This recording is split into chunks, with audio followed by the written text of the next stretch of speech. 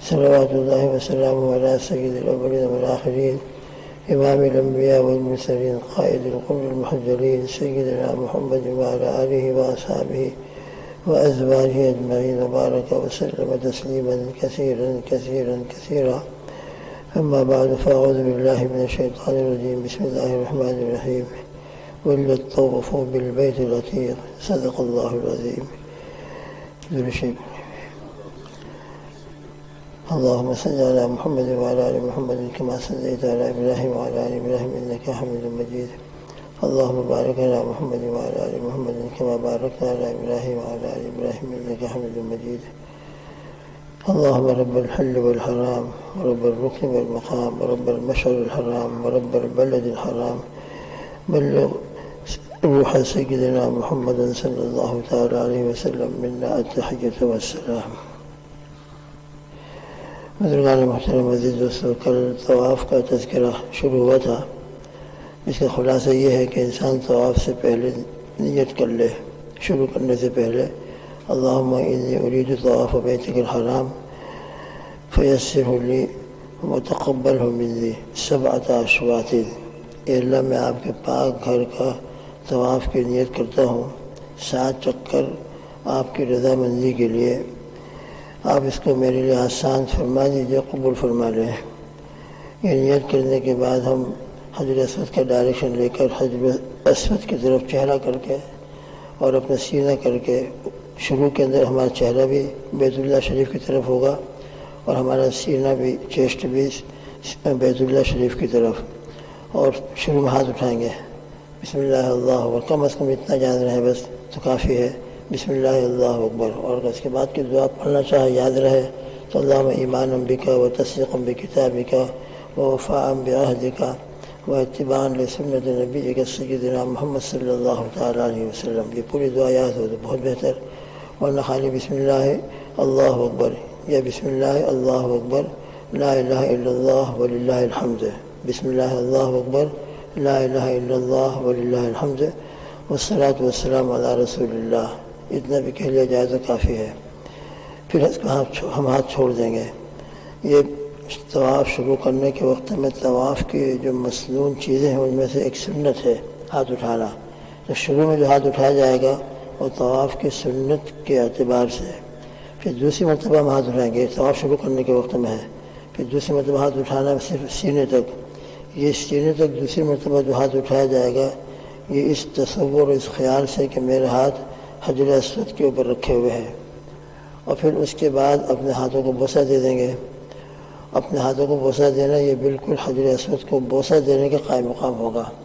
تو حجر اسود کو بوسہ دینا یہ مسنون ہے، مگر ہم چونکہ قریب نہیں ہوتے اور قریب ہونے کے باوجود بھی تو یہ چونکہ عطر وغیرہ ہوتا ہے اور احرام کی جب حالت ہماری ہوتی ہے تو اس وقت مشورہ یہ ہوتا ہے کہ ہم بوسہ نہ دیں تاکہ ہمارے ہاتھ کے اوپر پورا کا پورا ہاتھ معطر نہ ہو جائے. اس لیے دور ہی سے ہم ہاتھ کا اشارہ کر لیں گے، اور لیکن تصور یہی ہو کہ میرے ہاتھ حجر اسود کے اوپر رکھے ہوئے ہیں، اس تصور سے، اس خیال سے. لہذا پھر اس کے اپنے ہاتھوں کو بوسہ دے دیں گے. یہ استلام ہو گیا. اب استلام ہو جانے کے بعد اپنا رخ، جیسے بیت اللہ شریف ہے، یہ ہم نے ڈائریکشن لیا ہے یہاں سے حجر اسود کا. ہمارا چہرہ سینہ قبلے کی طرف ہوگا، بیت اللہ شریف کی طرف. استلام ہو گیا. پھر اس کے بعد ہم اپنا پورا فوراً جب طواف شروع کرنے کا ارادہ کریں گے تو فوراً اپنا چہرہ اور اپنا سینہ بیت اللہ سے ہٹا دیں گے اور سامنے کی طرف کر لیں گے. اب جیسے یہ بیت اللہ شریف ہے تو ابھی ہمارا چہرہ بیت اللہ کی طرف ہے، مگر اب اس طرف گھوم جائیں گے. اور صرف گھومنے کے بعد سیدھا رائٹ کی طرف سے طواف شروع کرنا ہے، لیفٹ کی طرف سے نہیں. سبھی وہاں ہم دیکھیں گے تمام کے تمام رائٹ ہی کی طرف جا رہے ہیں، تو ہم بھی ان کے ساتھ رائٹ کی طرف اپنا چلنا شروع کریں گے.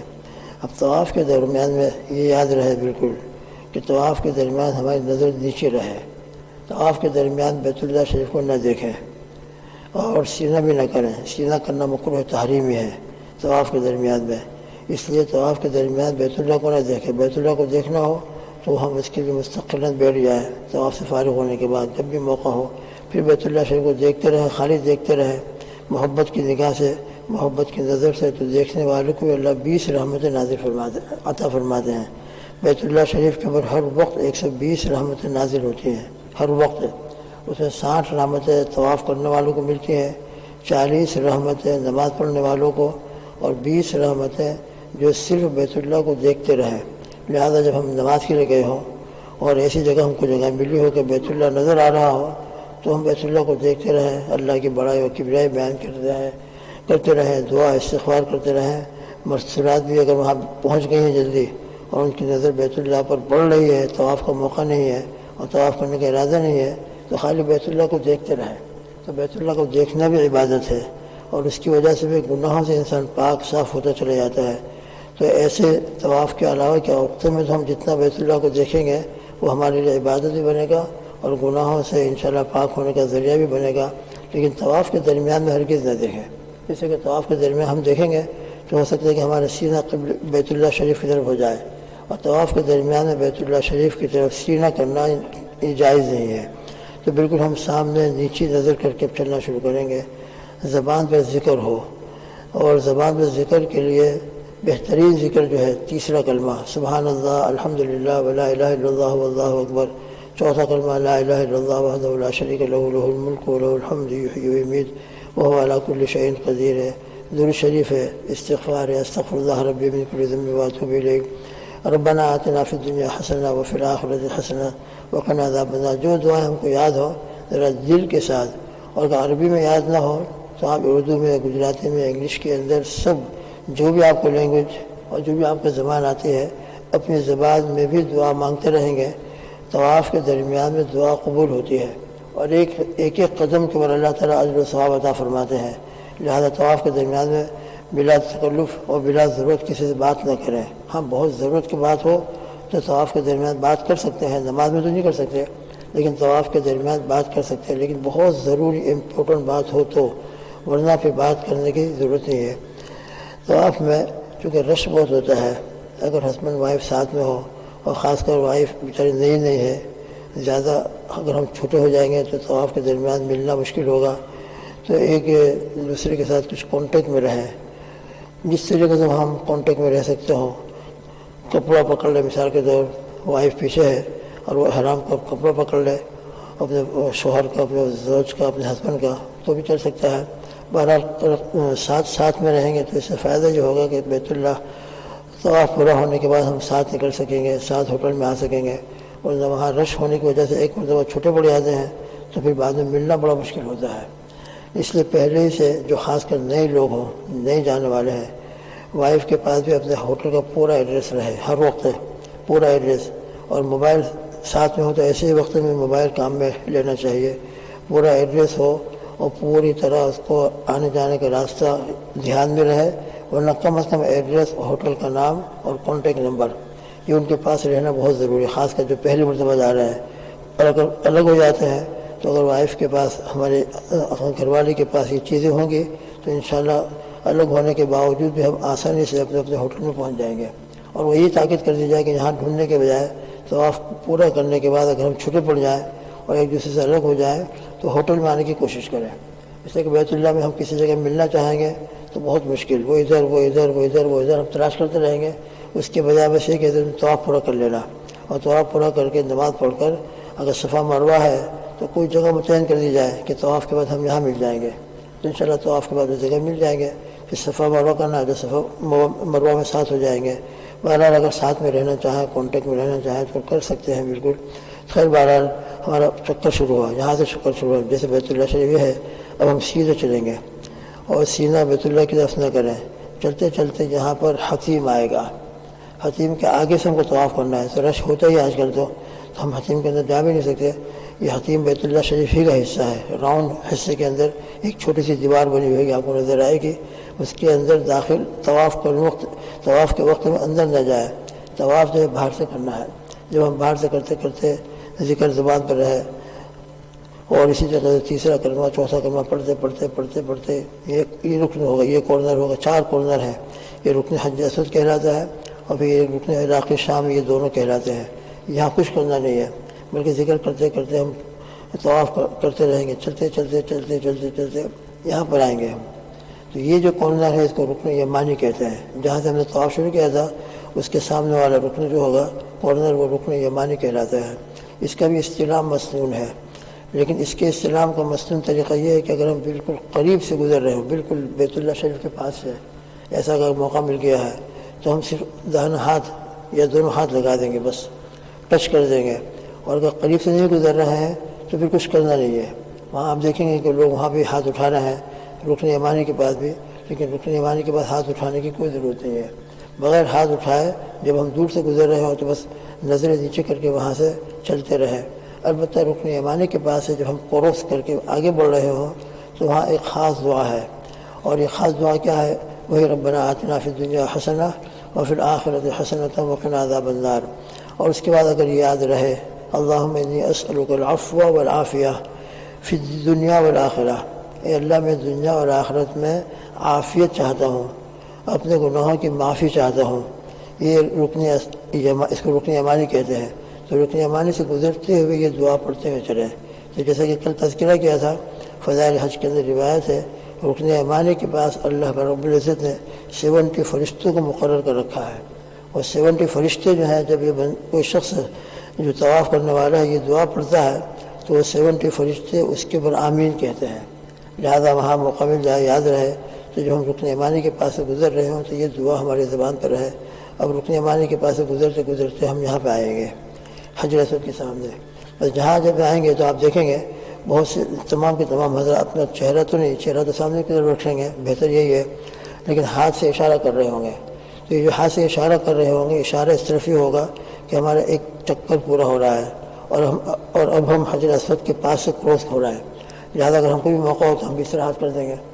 وہی بسم اللہ اللہ اکبر، بسم اللہ لا الہ الا اللہ واللہ اکبر والصلاۃ والسلام علی رسول اللہ صلی اللہ علیہ وسلم، ہاتھ کر کے پھر اس کو بوسہ دے دیں گے اور بوسہ دے کر آگے بڑھ جائیں گے. 7 دانے والی تسبیح اپنے پاس رکھے. 7 دانے والی تسبیح چھوٹی سی ہوتی ہے، ایک چکر پورا ہونے کے بعد ایک دانہ ہم آگے کر دیں گے تو 7 دانے والی تسبیح ہونے کی وجہ سے ہم کو چکر یاد رہیں گے. اگر ہاتھ میں تسبیح نہیں ہوگی تو پھر 7 چکروں کو یاد رکھنا بڑا مشکل ہوگا.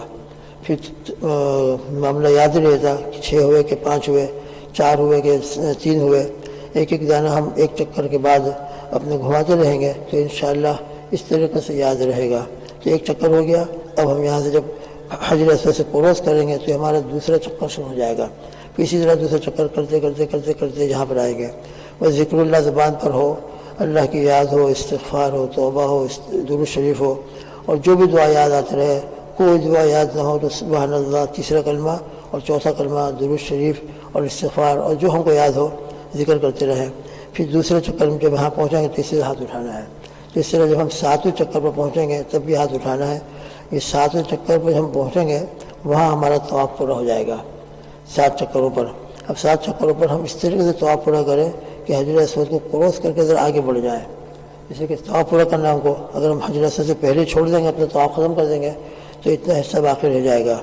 لہذا ہم کو پورا یقین اور کمپلیٹ اطمینان ہو جائے اس کے لیے ذرا سا ہم جہاں لوگ کھڑے ہیں اس سے ذرا آگے بڑھ کر اپنا طواف ختم کریں.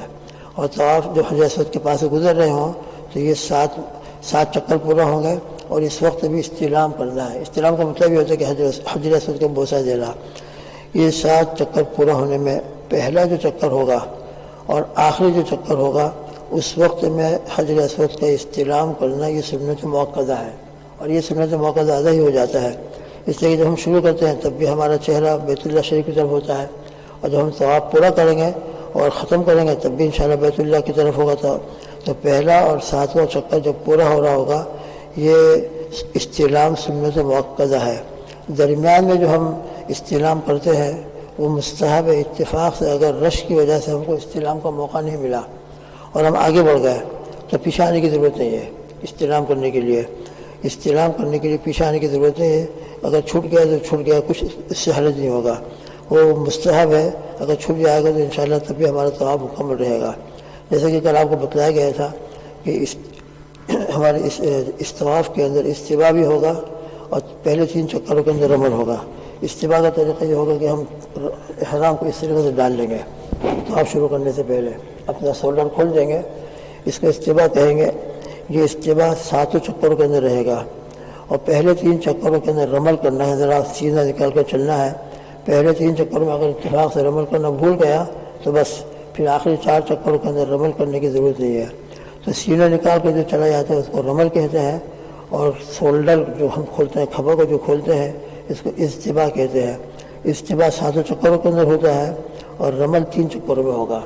جب ہمارا طواف پورا ہو جائے، پورا ہونے کے بعد پھر ہم اپنے اجتباء کو ختم کر دیں گے، اور ختم کر کے پھر چادر کو اسی طرح ڈال دیں گے، جس طرح ہمارے ہر حال میں چادر ہوتی ہے اسی طرح سے چادر کو ڈال دیں گے۔ اس کے بعد 2 رکعت ہم کو نماز پڑھنا ہے۔ آپ ذرا گنتے رہنا، یہ ہم 7واں چکر جب پورا کریں گے اور سب استلام کریں گے تو پہلا استلام اور یہ 7 چکر پورا ہونے کے بعد جو استلام ہوگا، یہ کل 8 استلام ہو جائیں گے۔ شروع کرنے کے بعد اور ختم کرنے کے وقت استلام ہوگا، کل 8 استلام ہو جائیں گے۔ پھر اس کے بعد اگر زمزم کیا کہتے ہیں 2 رکعت نماز پڑھیں، 2 رکعت نماز مقام ابراہیم کے پاس، لیکن وہاں اتنا رش ہوتا ہے آج کل، واللہ عالم کیا صورتحال ہے، اب تو مطاف بہت بڑا ہو گیا ہے۔ مقام ابراہیم جہاں حضرت ابراہیم علیہ السلام جس پتھر کے اوپر کھڑے ہو کر بیت اللہ کی تعمیر فرما رہے تھے، اس کا ایک گنبد، چھوٹا سا گنبد بنا ہوا ہے، اس کے اندر مقام ابراہیم رکھا ہوا ہے۔ اس کے سامنے کا مطلب یہ ہوگا کہ ہم اس طریقے سے بیت اللہ شریف کی طرف رخ کر کے نماز پڑھیں کہ مقام ابراہیم ہمارے سامنے ہو، تو وہ مقام ابراہیم بھی ہمارے سامنے ہوگا اور بیت اللہ شریف کی طرف ہمارا رخ بھی ہوگا۔ اس کو کہتے ہیں وَاتَّخِذُوا مِن مقام ابراہیم مصلی، قرآن پاک میں ہے کہ ہم مقام ابراہیم کو ہم نماز پڑھنے کی جگہ بنائیے، اور نماز پڑھنے کی جگہ بنانے کا مطلب یہ ہے کہ ہم مقام ابراہیم کی طرف سیدھا کر کے کھڑے ہوں۔ جب مقام ابراہیم کی طرف سیدھا کر کے کھڑے ہوں گے تو آٹومیٹک ہمارا سیدھا مقام ابراہیم کی طرف بھی ہوگا چہرہ، اور بیت اللہ شریف کی طرف بھی ہوگا۔ اگر قریب میں نماز پڑھنے کا موقع ملتا ہو اطمینان سے تو قریب میں، ورنہ پورا بیت اللہ شریف جہاں بھی ہم کو پیچھے جا کر نماز پڑھ سکتے ہوں وہاں 2 رکعت نماز پڑھ لیں۔ 2 رکعت نماز پڑھنے کے بعد زمزم پینا ہے، وہاں تو زمزم ملنا مشکل ہوگا، اس لیے مناسب یہ ہے کہ ہم زمزم کی ایک بوتل اپنے ساتھ رکھیں۔ درمیان میں بھی اگر پانی پینا ہو، اگر بوتل ہمارے ساتھ ہوگی تو درمیان میں بھی اگر پانی پینے کی ضرورت پیش آ جائے تو زمزم پیتے رہیں۔ 2 رکعت نماز پڑھنے کے بعد زمزم پئیں، اور پھر زمزم پینے کے بعد اب ہمارا یہ طواف پورا ہو گیا الحمدللہ۔ مکروہ ٹائم نہ ہو تو اسی وقت 2 رکعت نماز پڑھ لیا جائے، اور یہ 2 رکعت طواف کے پڑھنا واجب اور ضروری ہے۔ طواف کے بعد یہ ہمارا طواف پورا ہو جائے گا، اور طواف پورا ہونے کے بعد اب ہم کو صفا مروہ کرنا ہے، انشاءاللہ اب اس کا تذکرہ اللہ نے چاہا تو کل مذاکرہ ہوگا۔ اللہ تعالیٰ طواف کو قبول فرمائے۔ ذہن میں رہے کہ بیت اللہ شریف کا طواف مستقل عبادت ہے۔ یہ ہمارا پہلا جو طواف ہو رہا ہے، یہ تو عمرے کی نیت سے، چونکہ ہمارا تمتع حج کا جو طریقہ، اس کے طریقے کے اعتبار سے ہمارا تذکرہ چل رہا ہے، لہٰذا یہ پہلا طواف عمرے کا طواف ہوگا۔ اس کے بعد ہم صفا مروہ کریں گے، بال کٹا کر حلال ہو جائیں گے۔ پھر اس کے بعد وہاں جب رہیں گے ہم تو رہنے کی حالت کے اندر آپ عمرہ کرنا چاہیں تو عمرہ بھی کر سکتے ہیں، ورنہ کثرت سے طواف کرتے رہیں۔ جتنا آپ کثرت سے طواف کریں گے یہ آپ کے لیے مسنون طریقہ بھی ہوگا، بہتر طریقہ بھی ہوگا۔ وہاں نمازوں کے بجائے ٹائم ہو تو ہم اپنا ٹائم طواف میں گزاریں، اس لیے کہ طواف یہ ایسی عبادت ہے جو مکہ مکرمہ میں بیت اللہ کے سامنے ہو سکتی ہے۔ جب ہم گھر پر آ جائیں گے، گھر پر نماز تو پڑھ سکتے ہیں لیکن طواف نہیں ہو سکتا، لہٰذا وہاں رہتے ہوئے جتنا ہم طواف کر سکتے ہوں طواف کرنے کی کوشش کرتے رہیں، انشاءاللہ مستقل طواف ہوگا۔ اگر ہو سکے تو 50 طواف اگر ایک سفر کے اندر ہو جائے تو بہت بہتر، ورنہ جتنے بھی ہو جائے۔ اللہ تعالیٰ سب کے لیے آسان فرمائے، قبول فرمائے، اور وہاں کی برکتیں اور رحمتیں زیادہ فرمائے۔ جتنا ہو سکے وہاں کے عذاب کا خیال رکھیں۔ موبائل کا ہرگز غلط استعمال نہ ہو، اور کبھی بھی ہم فوٹو لینے کی کوشش نہ کریں کہ ہم بیت اللہ کے سامنے کھڑے ہو جائیں، وہاں فوٹو لیں یادگار کے طور پر۔ یہ یادگار نہیں بلکہ بیت اللہ کی بہت بڑی بے احترامی ہوگی، اور بہت بڑا وہاں کے اعتبار سے گناہ ہوگا، اور بہت سنگین اس کے اوپر ہمارا جو اجر و ثواب ہے وہ ختم بھی ہو سکتا ہے۔ لہٰذا ہرگز موبائل کا غلط استعمال نہ ہو۔ طواف کے درمیان میں بہت ضروری امپورٹنٹ بات ہو وہی بات ہم کریں، ورنہ طواف کر رہے ہیں اور باتیں ہو رہی ہے اور طواف کر رہے ہیں آپس میں پورا کانٹیکٹ میں لگے ہوئے ہیں، تو یہ طواف کیا ہوا؟ طواف جو ہے اسے ابو داؤد شریف کی روایت ہے، یہ بیت اللہ کا طواف، صفا مروہ کی سعی اور جتنے بھی مناسک حج ہے یہ سب ذکر اللہ کے لیے ہے، اللہ کے ذکر کے لیے ہے، مقصد ہی اللہ کا ذکر ہے۔ لہذا جتنا ہو اللہ کا ذکر کے اندر ہمارے ٹائم گزرے وہی ہمارے لیے اصل مقصد ہے۔ باتوں کے اندر ہمارے ٹائم گزرے گا تو بیکار اپنا وقت بیکار ضائع کرنا ہوگا۔ بہت ضروری بات ہو تو کرنے کی گنجائش ہے، طواف کے درمیان میں بھی اور صفا مروہ کے درمیان میں بھی، لیکن مقصود باتیں نہیں ہیں، مقصود اللہ کا ذکر بنایا جائے۔ اللہ تعالیٰ سب کو ان آداب کے ساتھ طواف کی بھی توفیق عطا فرمائے۔ صفا مروہ بھی آسان فرمائے اور اللہ پاک قبول فرمائے. طواف کے درمیان دعا قبول ہوتی ہے، لہٰذا جتنے ہو سکے دعا میں اپنا آپ کو مشغول رکھیں گے، انشاءاللہ ضرور اللہ پاک دعا قبول فرمائیں گے. اللہم آمین. سبحان اللہ بحمدہ، سبحانک اللہم وبحمدک، ونشہد ان لا الہ الا انت، نستغفرک ونتوب الیک. سبحان ربک رب العزة عما یصفون، وسلام علی المرسلین، والحمد للہ رب العالمین، برحمتک یا ارحم